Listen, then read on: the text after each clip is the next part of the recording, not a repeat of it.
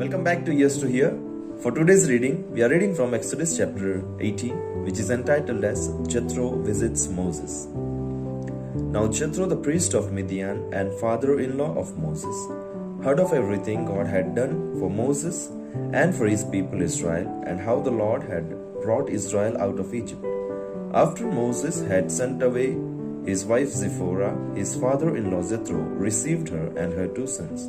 One son was named Gershom, for Moses said, I have become a foreigner in a foreign land. And the other was named Eleazar, for he said, my father's God was my helper. He saved me from the sword of Pharaoh. Jethro, Moses' father-in-law, together with Moses' sons and wife, came to him in the wilderness, where he was camped near the mountain of God. Jethro had sent word to him, I, your father-in-law Jethro, am coming to you with your wife and her 2 sons. So Moses went out to meet his father-in-law and bowed down and kissed him. They greeted each other and then went into the tent. Moses told his father-in-law about everything the Lord had done to Pharaoh and the Egyptians for Israel's sake, and about all the hardships they had met along the way, and how the Lord had saved them. Jethro was delighted to hear about all the good things the Lord had done for Israel in rescuing them from the hand of the Egyptians.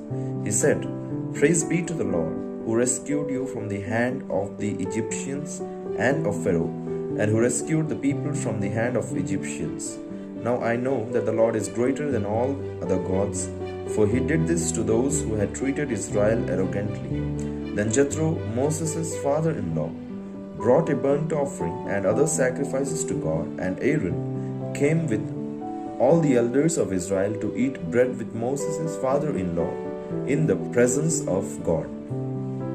The next day, Moses took his seat to serve as judge for the people, and they stood around him from morning till evening. When his father-in-law saw all that Moses was doing for the people, he said, What is this you are doing for the people?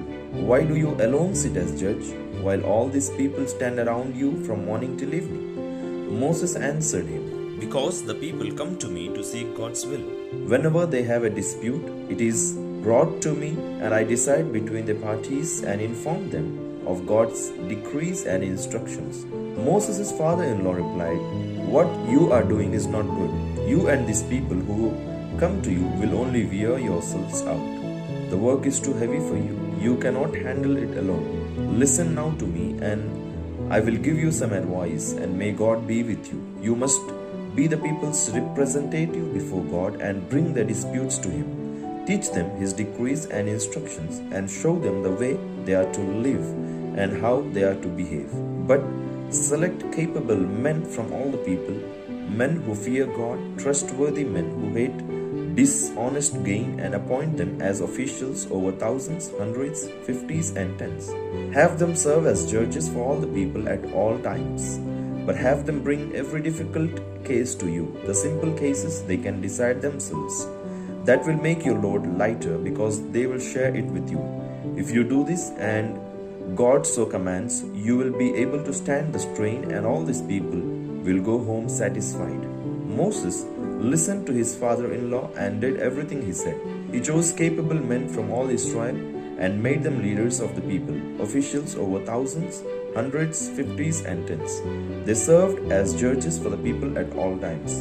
The difficult cases they brought to Moses, but the simple ones they decided themselves. Then Moses sent his father-in-law on his way, and Jethro returned to his own country. May the Lord bless us through the reading and hearing of His word. Amen. See you tomorrow.